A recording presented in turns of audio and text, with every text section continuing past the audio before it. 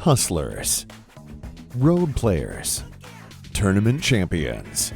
Hear the stories, get their advice, learn about their lives. Our host, Joey Ryan, brings you an inside look at the professional pool player. You're listening to the Pool Player Podcast, brought to you by Pool Scene 365.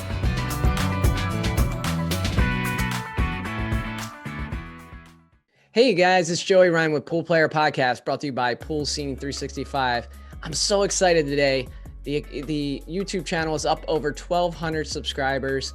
Thank you guys so much for your support. And if you're new to the channel, don't forget to hit that subscribe button. We have new content coming out, at least one interview a week, normally two. And I'm just having a blast with this, and I'm going to keep pushing forward. So today's guest is really an awesome one pocket player. In fact, he's top 5 in the world. We just ranked him on our one pocket power ranking. So if you haven't checked out that video, check it out. Myself, Melina Mike Davis, and Oscar Dominguez ranked about 15 one pocket players in the world. And then we go through each of them and talk about it. And so Tony shook out at number 4, right behind 3 Filipinos. And you'll have to check it out to see who those were. But today, with this interview, I want to share with you some of the things that Tony and I talked about. We talked about how he got his start at pool and really how he came to specialize in one pocket. He goes through some of the different matches that he's had and some advice for players out there. And then finally, he talks about who he'd like to match up with next, which I think you'll find interesting. It's a little rematch. So hopefully there's some action brewing on that one. Also, I want to point out, you'll notice on my head, this is Tony's apparel brand. I love supporting the players that come on this podcast. So if you're interested in his Game Tight Apparel, then hit him up on Facebook, follow him, shoot him a message. He's really good about replying to messages. In fact, a couple times in this video, you'll hear his phone going off as he was getting messages about his apparel line. But yeah, I shot him a message. I said, Tony, I'd like one of your hats. The next day he shot me a message and it shipped. And so really good to do business with. So without further ado, ladies and gentlemen, it is Tony Chohan. Hey, Tony, how's it going? Great. Thanks for having me, Joey. You know, I really appreciate it. I see you trying to expand the game, and I'm just glad to be able to, you know, share some knowledge and answer some questions and, you know, maybe tell some stories, whatever I can do to try to help and, you know, just make sure I can give you the right answers to everything that you ask me.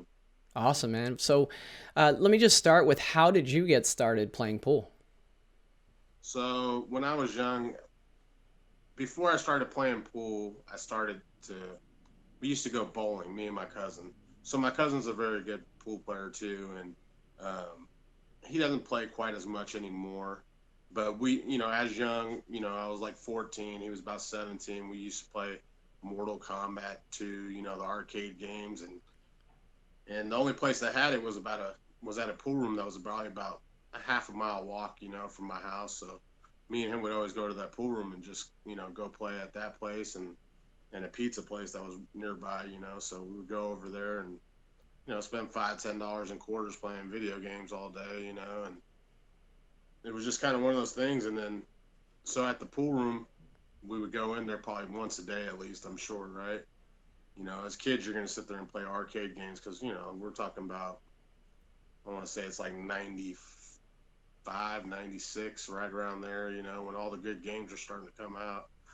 So they had the Mortal Kombat 2 there, the Street Fighter 2 and all that stuff. So we'd go play, and then the guy that owned the place, it was a family-owned pool room.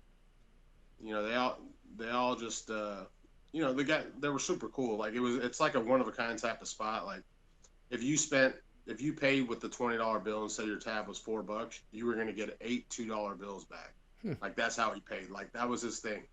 Like whenever he paid people, it was always with $2 bills. So I think every time he went to the bank, he probably got thousands of dollars in $2 bills, you know? Yeah. But it was just his thing. So, but then on Sundays, they ran a free tournament for 18 and under juniors.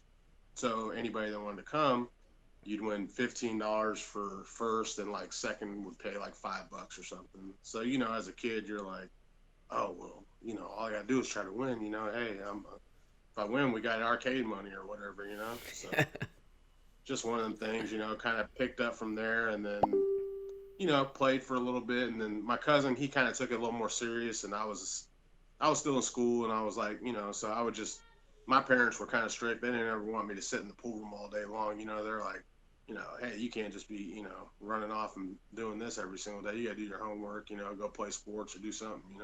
Hmm. So I'd play, and I probably play 2, 3 times a week, on the weekends.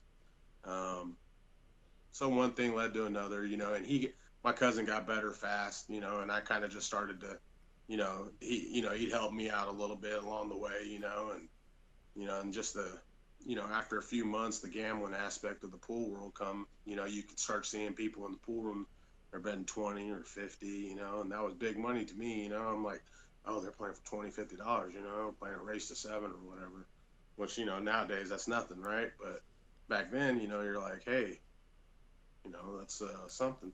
So just kind of one of those things, and just kind of then some other guys, along the way, there was other people that seen us playing and started to see potential. Well, most of them went through my cousin because he was the better player and he was jumping up real fast, But, I would start. So after the first pool room, there was another pool room that was the actual, like a mecca of pool rooms, for that era, So, and we had a midget. His name was Wayno. We call him Lil Wayne, So, and there were twin midgets, right? Chinese twin midgets. But the one, his brother never usually come in, but there were twin midgets. But they had a hustle, back in those days. Like if you came to play one of them, and they gambled good, you know what I mean? Like I used to play gin with them when I was young. I used to work at my dad's store and stuff, like when I was a kid. But and I'm talking about when now it's like I'm 15, 16 or so, at this time. But it was called Great American Billiards. Hmm. And it was in Sacramento, California. So it was like, it's where Hard Time Sacramento is now. Okay.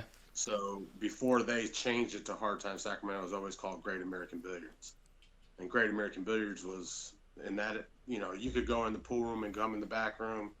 You'd feel the nostalgia like you wouldn't at any pool room probably ever, because there was pictures everywhere of all, great players. The back room was always sit there with, theater type seating. I mean, you might find somebody sleeping back there. You might find somebody, they might be playing for 2 days. You never know. It was just one of those kind of things, right? So, but it was a great pool room. So, anyways, I used to play gin with the owner. I'd go in his office and we could sit there and play gin all day, and he'd be smoking cigarettes nonstop, Pall Malls. I mean, and what's crazy is he's still alive to this day. They told him he would probably never make it past, like, I think it was like 20 or 30 years old, and I bet you he's 80. Jeez. I mean, and still going. I mean, his brain's still there, everything. Like, we talk to him once in a while. I mean, it's an eerie feeling, but like, the guy was a solid guy, like, always helped me out when I was a kid, whatever. I used to play him 100 a game, one pocket back then, and he played with the bridge, because he's a midget, right? But he played good for a guy that played with the bridge. Like, he would spot me like 8-7, So, and I'm not saying like I was able to play with them at 8-7, but when I was coming up, I was always playing. There was 4 or 5 guys that I played $10 or $20 a game pool with, or play races to 3 for 50, or play just anything, to keep it going. I was just always a gambler. I always wanted to gamble for something, because I felt like if you're playing for nothing, you never could earn. There's no, uh, there's no punishment for losing, right? There's no reward for winning. There's no punishment for losing. So to me, that never made me want to try harder. Like, I mean, I guess you could say we were just always gamblers, because even me and my cousin, we would just sit there and play. Like, we might get Christmas money and we might go in the room and shoot dice for it. Like, we were just like that. So it was just bad, That's funny. Just one of them things, but we've always been competitive. So I guess that's kind of one of the things that made us, want to get better at everything. And, but so it was just one of those things. And then I want to say the time, I hit about 18. As soon as I graduated from high school, I turned 18. My cousin had gone on some road trips out of the state and stuff, and I never had. I always went in the state, but I never went outside of California at the time. So I kind of told myself, he's like, man, let's just go. He's like, man, you can come with me, and we'll make some money or whatever. So I was like, all right, I'll give it a shot. What's the worst?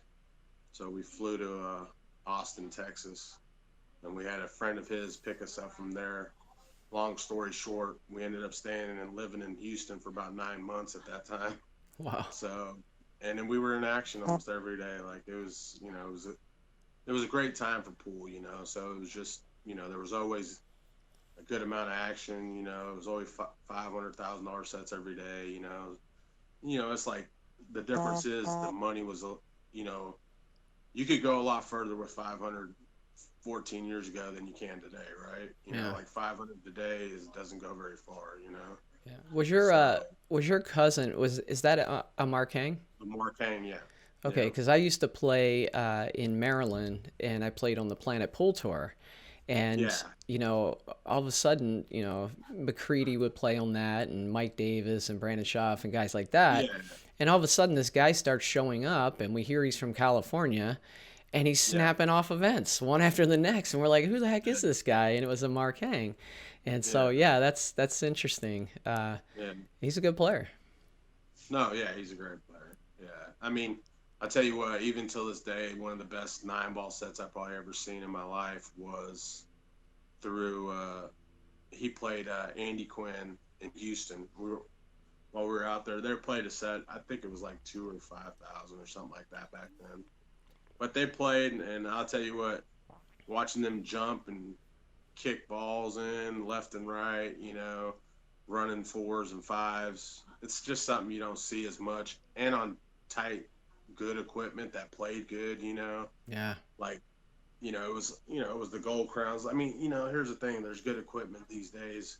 I mean, diamonds are great, you know what I'm saying? But like the play of how people rack and how people were just able to, it's like the same cabbage patch run out, it's just, that's kind of one of the reasons why I don't like rotation pool, because it comes down to, they're making the same ball in or whatever.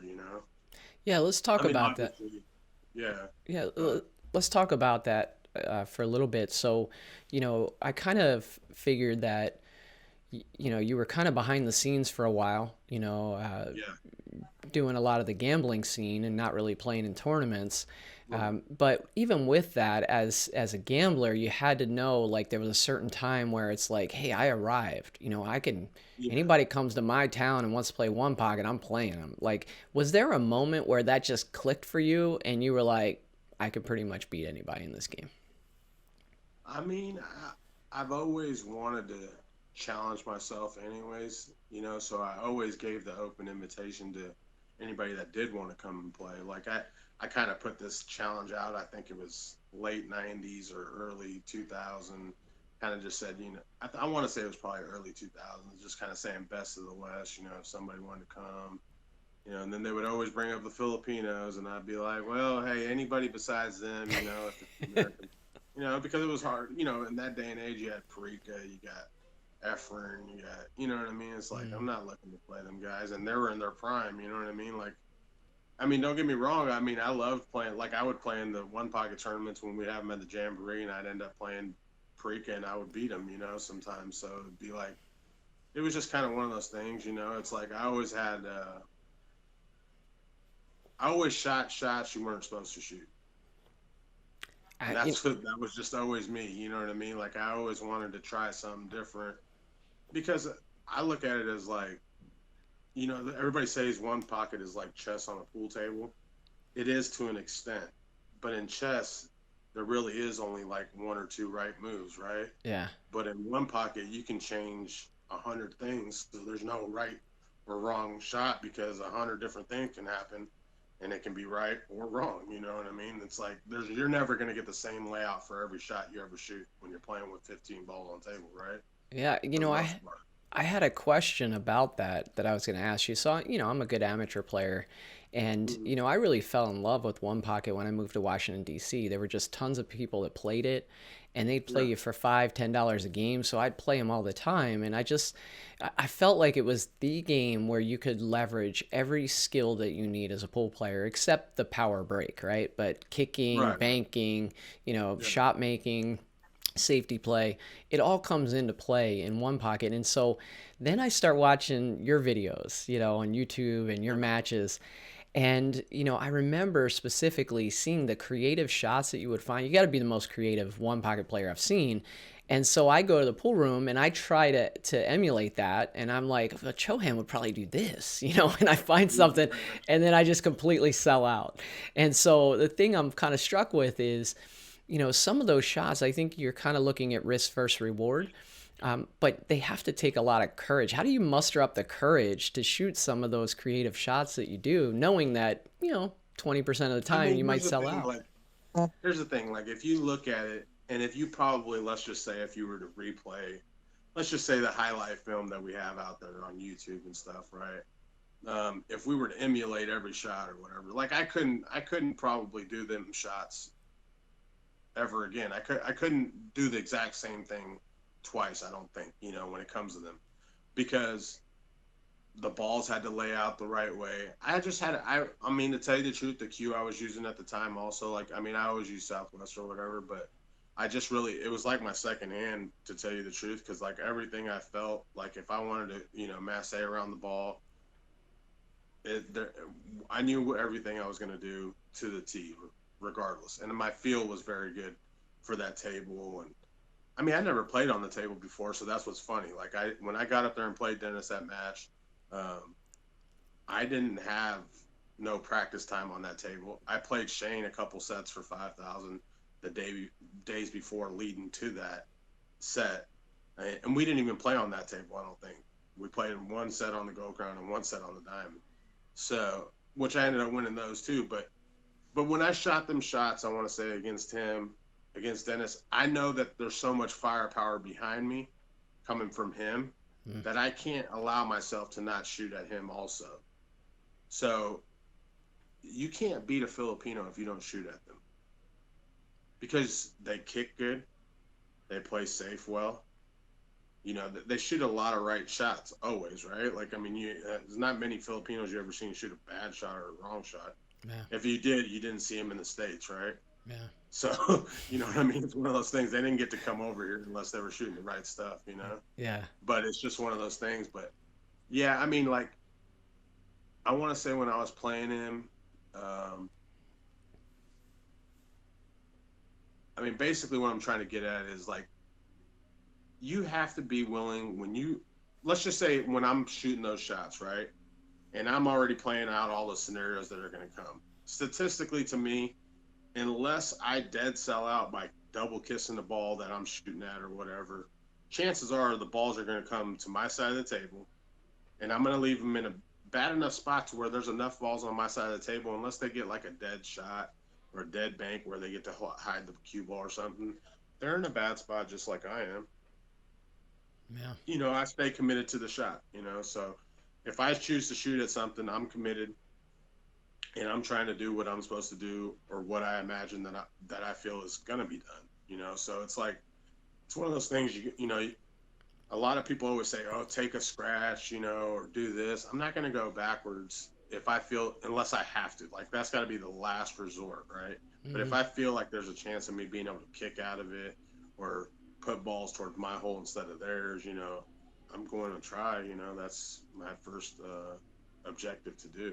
Yeah, and I think you hit the nail on the head about commitment to the shot, because that's one thing I can say is, even times where it doesn't work out for you, it's not for lack of commitment. Once you make up your mind, you pretty much, you can tell you're going for that shot, and I think a lot of players are kind of tentative, it's like, oh, this could go right, but it could go wrong. And, what if it does? I mean, that's the thing. Everybody always thinks, like, people always ask me about, hey, you got any advice? And I'm like, well, when you make your mind up, just be committed to the shot. That's all you can do. Because at the end of the day, there's nothing nobody can tell the next person to make them better. I can give you knowledge. I can try to tell you certain shots. I can show you. I tell people all the time, like, listen, you want to become better? You're probably better off playing me 50 a game and taking a big spot and losing whatever you lose or trying to win than you are just me giving you free knowledge and you have no reason to remember it. You have no reason to understand it because it's not getting emulated on you. Like, there's no better knowledge than you getting hurt in your pocket. Yeah. Because that's when you know that, hey, I don't like losing money, so I'm gonna become better. You know what I mean? Like, I used to go in the pool room. I used to lose 50. It used to be the biggest trick when it come in the pool room. I was the guy that everybody was looking for. When I walked in the pool room, like I used to keep money in my sock. I used to wear the long socks because I wore jersey shorts and stuff like that, and they wouldn't have no pockets. So they knew to look at the sock. They knew if there was a bulge in the sock, they were to come play me. It was one of them things. It was just You know what, Tony? I don't care what you say. I'm not playing you for 50 a game. Okay. no, I understand. No. Yeah, so I'm not saying to go play your local pro. I'm just saying like you have to be willing to pay a little to learn something Yeah. and make yourself try a little harder. Like if you can do it, if you can only afford $10, if the person will play for $10, do it. Yeah. If the person will do it for 20, do it. Do what you can afford. Of course, no person wants to lose a lot of money or nothing. But It's just got to mean sometimes you something. take, It's got yeah, to mean something to you, make you want to try. And yeah, I agree with that. Yeah. maybe take a big spot, and bet yourself 100 or 2 and play a long race or something. Just say I'm looking to get some good practice. If you want it, I don't mind losing a couple hundred, but I want to, you know what I mean, Yeah. make you bear down or whatever. Yeah.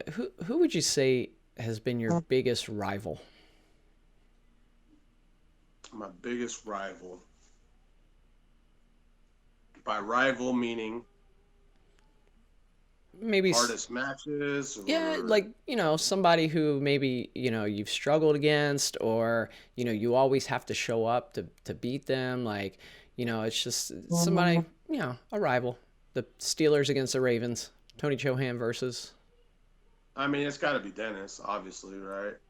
At this point, it's really got to be Dennis because the guy just shoots so well. I mean, there's one thing about Dennis: everything he does is right, and I don't mean that by his shot selection. I just mean by when he performs and he goes for what he's committed to, what the shots that he shoots. You understand? Hmm. And what's even worse than him being committed is the fact that he's so good at it. Like when he's going to pocket a ball, he's going to make that ball. Like there's no if, ands, or in betweens for him. Yeah. When he says he's going to shoot a shot with left hand English, he doesn't change to right hand English the last second to shoot it a different way. He's going to shoot it exactly the way that he already got down to shoot it at. But he's such a straight shooter. I mean, he sees those balls, he sees the angle so good. Um, he just crisp. I mean, the other person would be Alex. And we're talking about two of the best guys, and period. Anyway, so them two guys give me the hardest trouble. I know I have to play good.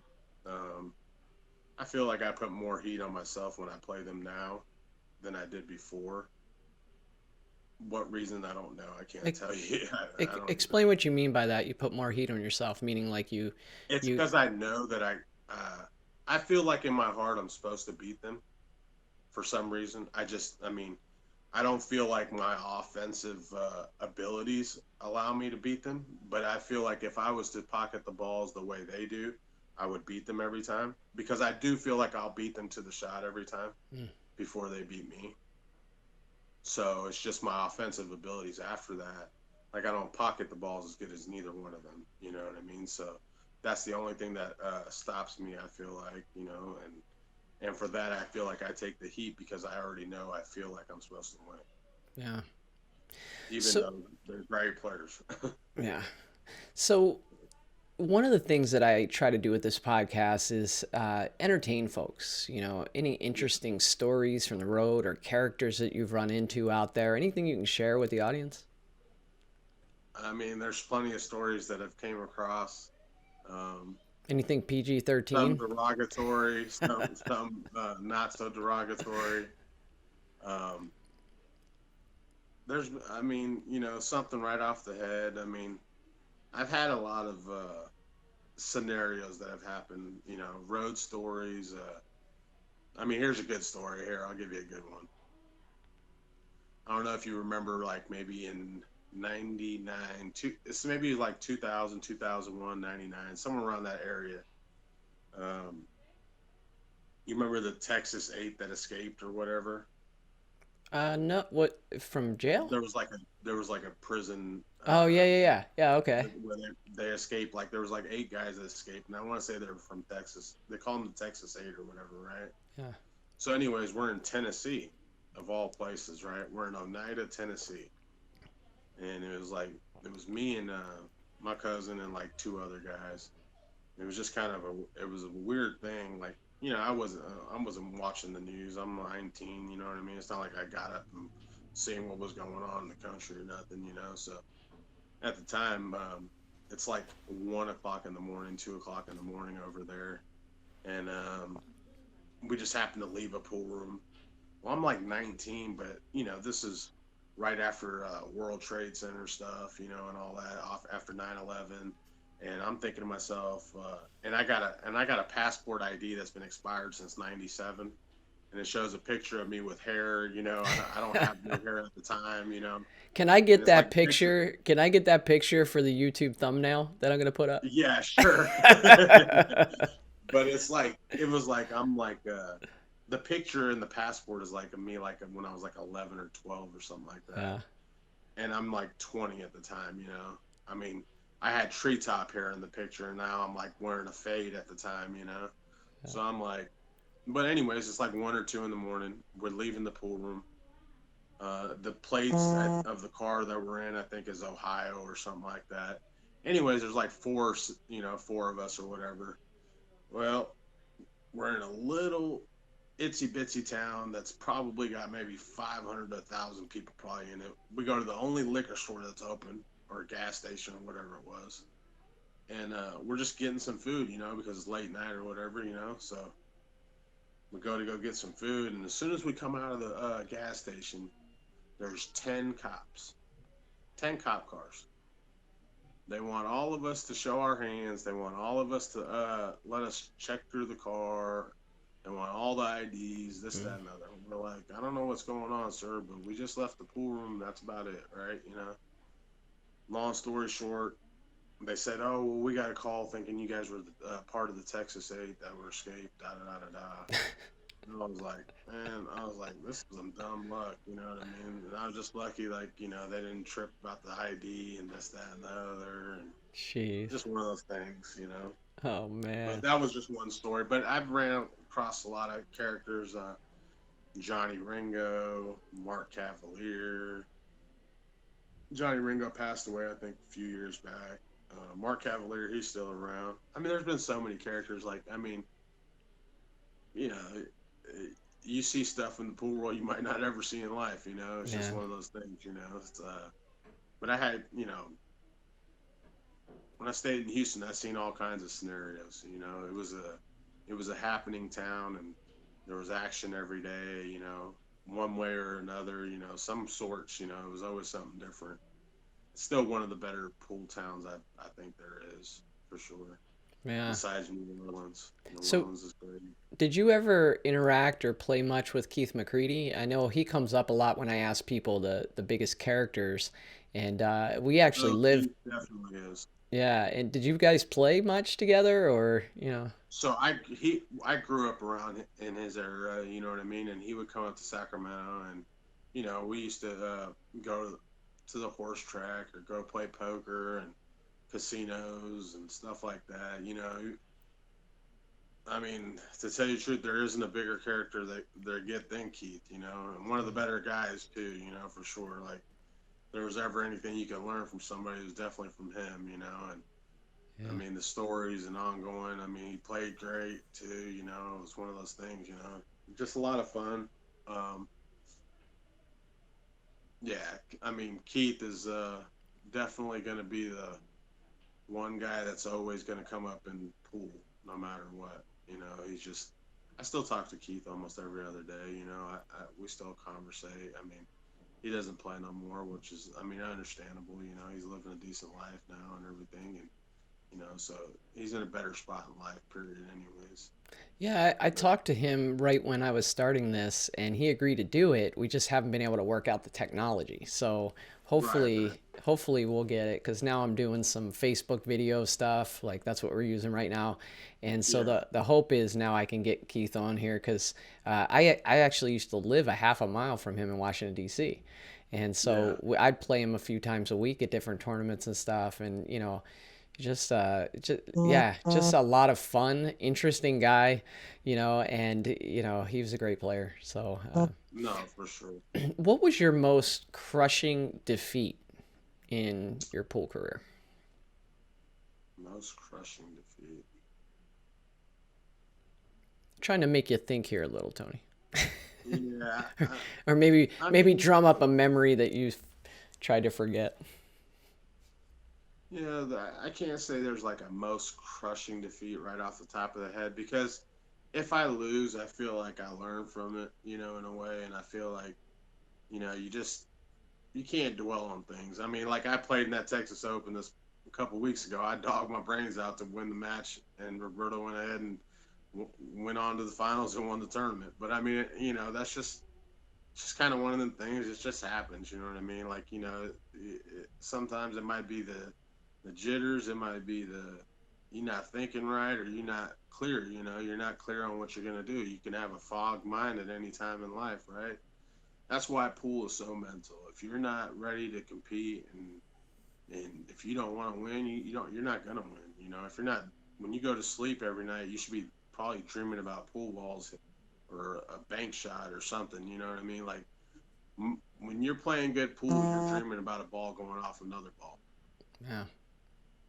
That's in my mind. That's the way it is for me. I feel like, now if I'm betting sports every day and I'm playing poker and pool, or I mean poker and blackjack or something, I don't got no chance of winning pool. Period. Yeah. Because I'm not thinking about it. I'm thinking about the bad beat I took or whatever. Yeah. So it's So, just one of those things. You kind of gotta consume it a little. yeah, so you brought up the Texas Open and your loss to Roberto. What Yeah. a tournament Roberto had. No, he had a great tournament. I mean, uh, nothing to take away from him. It still took a lot for him to beat Dennis in the finals. I mean, Yeah. that's you know a defeat in its own. I I think he mean, also beat Alex in that tournament. he did beat Alex, yeah, because I think that's how he got to me, yeah. Yeah. So yeah, I I mean, what mean, yeah, I mean, is he playing one pocket at a higher level now, or was it an event where kind of things fell in place for him, or what are your thoughts? You think, like, maybe if I were to say, is he in the top 10 one pocket players right now, would you put him there? I would now, yeah. I would put him in the top. I would never put somebody out of the top 10, especially being Filipino. Number one, two, they run balls good. Uh, that's the thing. Like I was trying to say before, like people say, "Oh, you're stealing playing this person, or you're stealing playing that one." I don't like to ever hear that I'm stealing playing nobody, because any good player can beat another good player any given day. Like if I sell out every time, there's no reason why they can't run eight balls. You know, so it's kind of one of those things. I always say that. And when people try to, people always, like, me and Scott playing, next week. People say, "Oh, you're stealing," this, that, and that. I said, "Man, I'm not stealing nothing." I said, "Do I feel like I have a slight edge? Maybe, um, but you can't never say you're stealing against nobody. I mean, anybody can show up one day, especially if they've been a good player, or are a good player, or whatever. If they can run balls, or they can bank balls, or they have the knowledge, they can beat you. It can happen." Yeah, so I have a question about how you became this one pocket specialist. So, I think I took the path in pool that a lot of players do, where they, start out playing rotation games and then learn to love one pocket and do Well, that. the truth is, I've always played rotation when I was growing up. Um, it was actually my better game, and I actually played it really good. I mean, I still play it good. It's not that I don't play it well. It's just I don't enjoy it. Like if I'm gonna gamble with somebody, I'm not gonna gamble with somebody playing a game where it comes down to the break. I'd rather see them beat me by doing something else.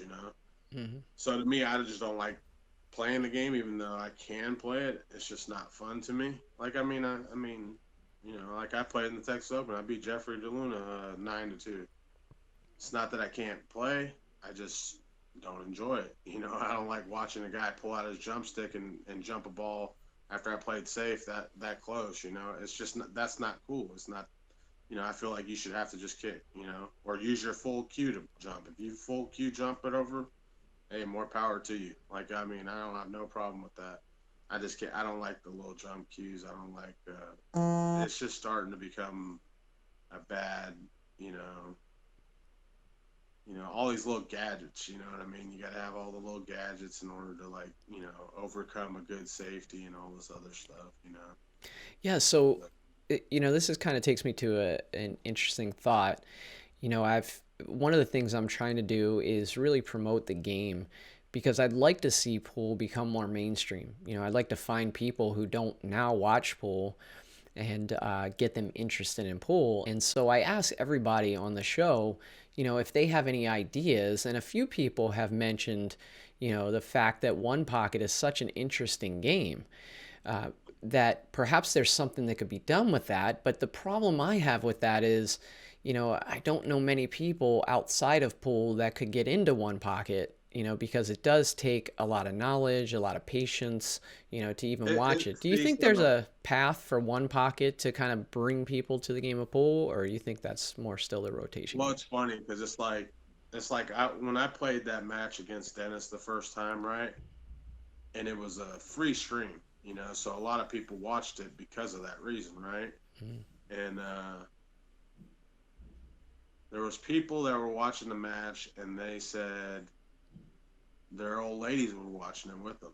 And they said that's something they never thought in a million years would happen, But it was because there were so many good shots too, It was a lot of high-powered one pocket. It wasn't like slow pace, and stuff like that. I guess the difference is it depends on who's playing. Like every time I'm playing, everybody always tells me, "Man, I love watching it because it's not boring." I'm like, "Yeah, well, I appreciate that," but it's just one of those things. It's like, you know what I mean? Like, I guess it's the style of one pocket because not everybody's. No offense to Nick Varner, but when he used to throw all the balls in one corner, nobody wanted to watch that no more. And like I know I wouldn't. Like I'd be like, man, I can't watch that. And they're gonna tic tac for a while. That's just that. It's a different style. It's just for me, like I wouldn't allow the balls to get that tied up. I'll just keep coming at the hole then at that point. Yeah. So it's one of those things. But yeah, when I played that first match, I had people messaging me, man, that was great, man. Like I never thought my old lady would watch, and she watched the whole 2 days, or 3 days, and I was like, dang, that's cool. I was like, I appreciate it. That's something with that, Tony, that, it might be that if you've played pool, and you're used to 8-ball or 9-ball, and you see one pocket, it's just so different from 8-ball and 9-ball that it might be hard to kind of adjust to. But if you've never seen pool or you're not really into 8-ball or 9-ball, and you're just learning it for the first time and you look at one pocket, I could see how somebody would say, oh, wow. So these wives that you're talking about that tuned in, maybe it's because they didn't know pool from an 8-ball and 9-ball perspective or rotation perspective. And they were like, this is interesting. It takes a lot of thought and, creativity. And not to mention, they might have said, "Hey, they're playing for $50,000, so maybe that's another reason why they don't mind watching it." You know what I mean? So who knows? Yeah, that's true. I mean, the gambling aspect's always going to overcome everything. Like people think that, oh, gambling's frowned upon in pool. No, gambling is the only way pool even survives. To tell you the truth, like it's not surviving because the APA is collecting their $10 league play from each person and taking it out of the pool community, and then they send you a plane ticket. They collected 100,000 from you and your pool room per year, and they gave you guys back 5,000 in flights or hotel room. I mean, that's not cool. It's not like and I hate talking bad about certain things, but certain things never added up to me. Like, you know what I mean? Like, you can't support those that are trying to support you, Yeah. But these people aren't supporting, like, and I hate to go off tangent with this because it's just the first thing that come to my mind when I say certain stuff like that. Like, I mean, I love to see bigger tournaments. I'd love to see, I love, the Derby, is great. It's even starting to mellow out because not as much action anymore, as it once was. Um, do I think there's going to be a Derby this year? I don't think so. Um, it don't even, I don't, it don't sound like it's going to be. I'm not sure of Hmm. that. Well, you mentioned gambling, and I think what we've seen these last few years is kind of a shift in the way gambling happens in pool, right? So it's not as much sneaking up on people and the really shady backdoor type of thing that gave pool Right. such a black eye. Now it's, hey, Scott Frost and Tony Chohan want to play each other. There's some money in Right. the middle, and they're going after it. It's like a two-person tournament now, and I think that's Yeah. better for the game. No, no, for sure. Like, I mean, here's the thing. It's like, uh, I believe that people are willing to watch good players play each other because they can learn something from it. Now, you see a lot of stream matches nowadays with mediocre players and stuff like that, and that's cool. You know what I mean? Like everybody should get a little notoriety, whatnot. I don't hate on nobody else coming up or whatever. Everybody should be allowed to, feed off the other person regardless. Hmm. But at the end of the day, I think it's really got to come down to, like I we're waiting for this COVID stuff and see whether or not this state gets shut down again. But if it don't, I'm planning on putting on a big event here, and the pool room, he's one of the best owners in the pool room business period, and we're gonna try to do something, and he don't care, he wants to see pool grow. He's always wanted to see pool grow. He always looking out for people, I mean, Who's that, it's Tony? Who are you talking about? Buffalo at Buffalo's Billiards in New Orleans. I mean, he just got the heart of a gold. I mean, it's just amazing, So, and I mean, we like to do some big events, and he even told me, he said, I don't mind doing it. He said, you just got to wait until to make sure that we don't get shut back down as a state and all that, Yeah. which I understand that, So it's like, I mean, there's still pool rooms shut down across the country. You know what I mean? Some pool rooms are going belly up, and I hate even hearing it.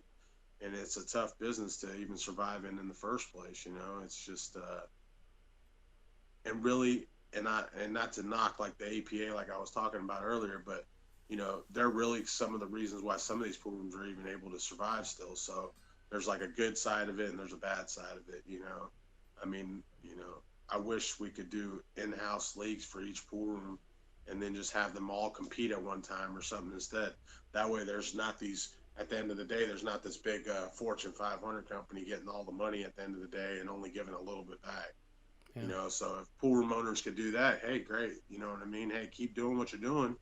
It's the same league motto. You know what I mean? Like you could, there's so many of these leagues doing the same thing. So why can't just the pool rooms just do their own thing and you don't have to have a governing body. You could just do it yourself, and you guys make your guys' rankings as it goes. I mean, the sandbagging's never going to stop in the first place, anyways, right? So I can't fault it, So Yeah. it's just one of those things. So this is you might not have expected this question, but what's the biggest spot that you've ever given up in one pocket? I gave a guy 18-2 in the break. What? Did he have Yeah, arms? he was. His name was Bulldog. A guy in Detroit. He was probably about 80 to 90 at least, Jeez. and he was a really good bowler. But yeah, he passed away. God rest his soul. But yeah, he was a character. He was a Did character. you outrun it? Yeah, I did end up winning at it. I never thought I would be able to give somebody that, but I did. I was able to. Now So flip it it's like, around. What's the biggest spot you ever received? mm,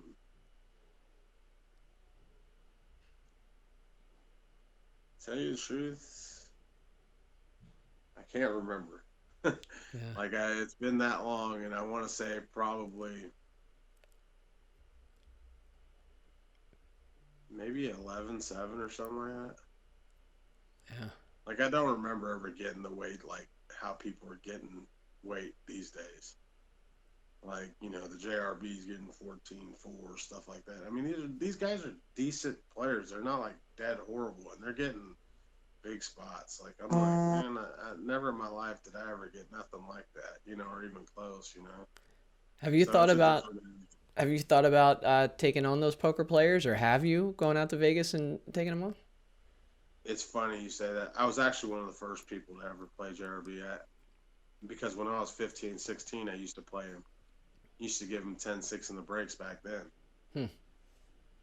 Well, I want to say it was probably about 16 or 17, right around there. But yeah, I mean, but he didn't have money like he does now, right? Yeah. So I would win 2, 3, 4, 5,000 at tops, at that time. But hey, it was a good score, regardless, But now it's like, I mean, these other guys like Dennis and Alex, they done spoiled them with such big spots. It's hard to follow up that spot. It's just, I don't know if I could beat him because the guy does play. He moves good for a bad player, and he doesn't pocket balls too bad either. Yeah. So it's kind of one of those tough things. So I want to give you a chance to talk about. I know you're doing something with Game Tight with your apparel, and you do some raffles and stuff. I want to give you a chance to talk about that and tell people kind of how they could get involved and be a part of your raffles and your clothing line. Yeah, so I do raffles on like high end pool cues and Rolexes, all kinds of high end anything that's worth some decent money. Like I just do it just it's kind of one of those things. It's a way that helps me to get from tournament to tournament too, so it's not like if I can do some things to help with fundraising sometimes I do that.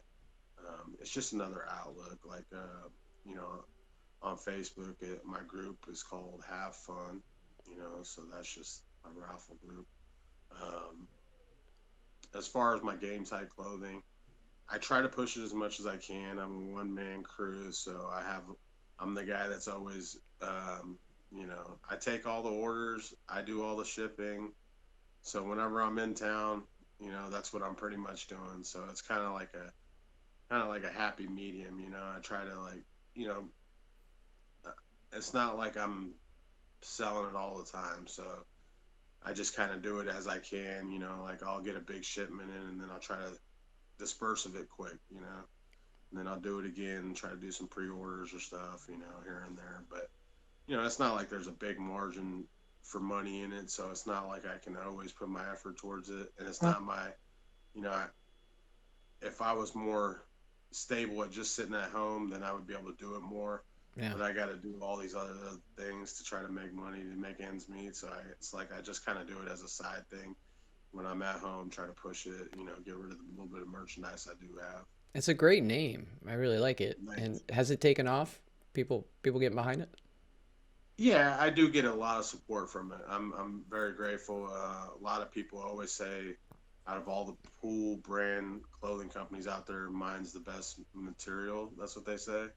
They love the feel of it. So I'm glad that I'm able to give them some high end, stuff that they're paying for that they like, because I love the fact that people want to support me, but at the same time, I do want to make sure that they get their money's worth too, Yeah. because I wouldn't want to take it just like if I went to go spend money on something, I would want something that I know is going to last, So Yeah. Well, I got a hypothetical question for you. So let's yeah, say that all of a sudden in China, instead of playing rotation games, they started playing one pocket, right? And they were gambling.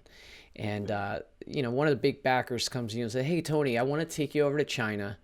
And, but we need a team of like 5 players.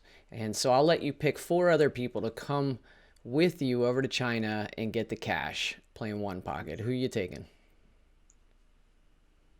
And it could be anyone. Yeah, any It four doesn't have to players. be American. Anyone, huh? Well, I mean, I guess right But off the it, top, it's it might yeah. not be necessarily the best players, right? You got to room with them, you got to jive with them, you got to, you got to people you want to hang out with and gamble with.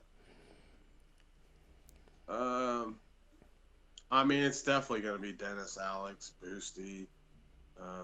As far as the other person, I would say, It kind of doesn't matter with that crew. It could be me and yeah, we'd make money. No, I mean, yeah, I don't know. I don't know who I would pick for probably the fifth person. I don't know. Yeah, I mean, here's the good thing about being with Dennis, Alex, and Boosty is they all can cook good. So that's a good part. And they're laid back. You know what I mean? They know what it is.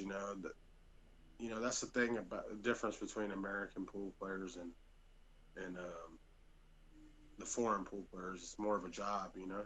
Yeah. So it's like, some people just having a little too much fun every chance they get instead of respecting what they're doing and trying to make the most out of it. Yeah. Because at the end of the day, this is our job. It is our livelihood. It is how we got to get by. And the door crunches on how older we get, as far as how good we're going to continue to play too, so Yeah. one of those things.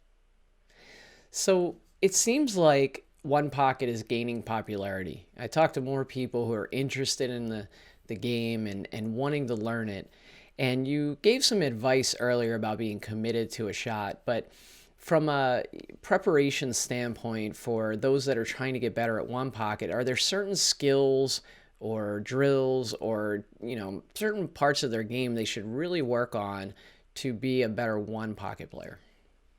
I mean, I think you should always try to play the ghost, playing one pocket, which means break the balls, pick your pocket ahead of time, try to run as many balls as you can towards your hole, stuff like that.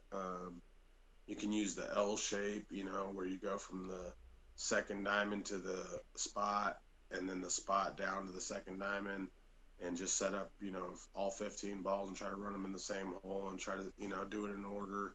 Um, there's little things like that can help, just because it helps with your cue ball control, helps you with pocketing balls, speed control.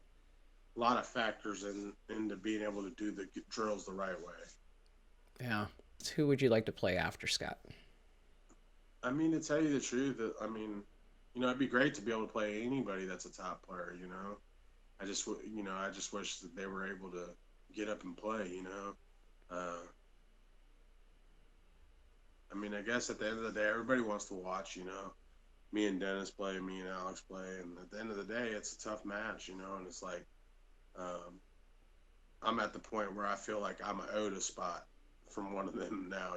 So it's like, because I've lost a couple times to one, and I lost to the other one, once. So I feel like I'm owed a spot if I do play. But honestly, the person I do want to play is Josh Filler. Oh, really? I do want to rematch with him because we did play at Roy's basement, and I did lose over there. But it was right before he went back, and he said when he comes back we would play again. So hopefully that happens.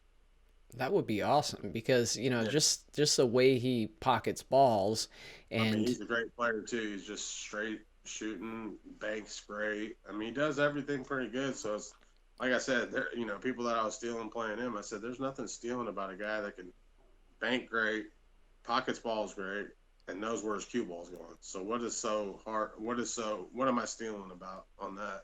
So it's like yeah, just one of those things. all the One Pocket players need to play him quick because the more he learns about the game in the next 5-10 years, Oh, he could be the best player on the planet if he really oh, understands for how to sure. move it. Yeah.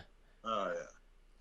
So, kind of speaking along those lines, who would you say is the next great One Pocket player that maybe we don't know about yet? Have you seen any good, really good young talent that could blossom into the next great One Pocket player?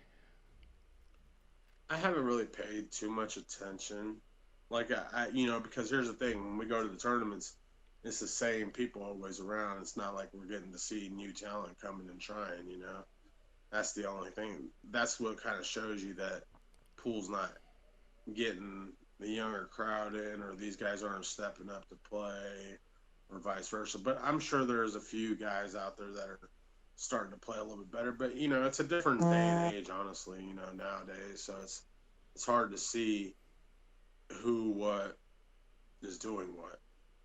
Yeah. But as of late, no, I haven't seen or heard any unknown names really.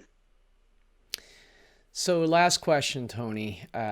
Who would you like to see me interview on this podcast? Somebody that might be entertaining and informative to the audience. Somebody you might even tune in and check out.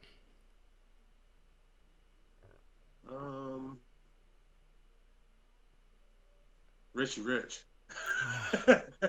He still owes me $40. I think he'd be a little bit of a character. He still owes me $40, Tony. I don't know. He's got to pay up first. Hey, well then, hey, there's your $40, bro. Yeah, I used to live in Jacksonville, Florida, and Mike Davis was the house pro at Hammerheads over on towards the Tampa area. And I went over and hung out with him one time, and Mike was like, let me introduce you to Richie, and you guys can play some. And so we negotiated the spot in one pocket, and he gave me too much weight, and I beat him out of $40. And he was like, hey, here's your $40. Can I borrow it?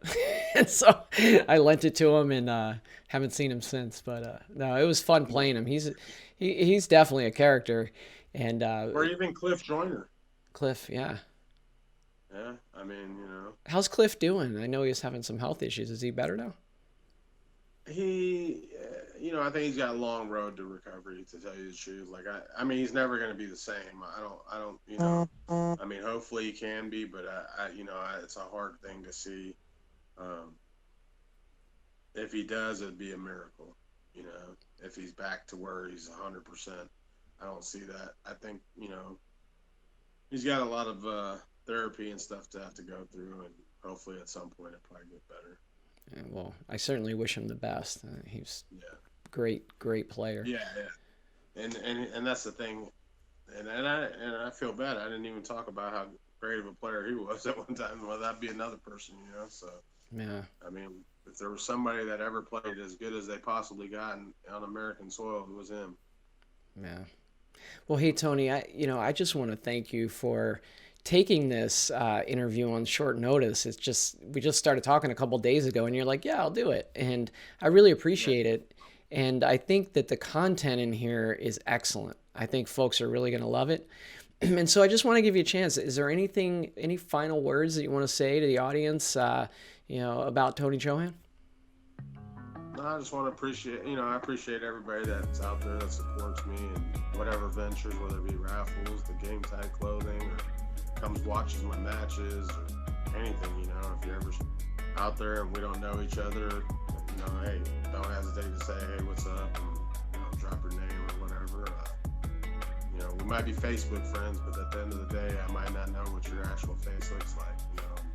I remember people easier if I actually meet them, so. But just, hey, hope everybody gets a little bit better in one pocket. That's all. I hope that's your number one choice for pool or billiards game. That's all.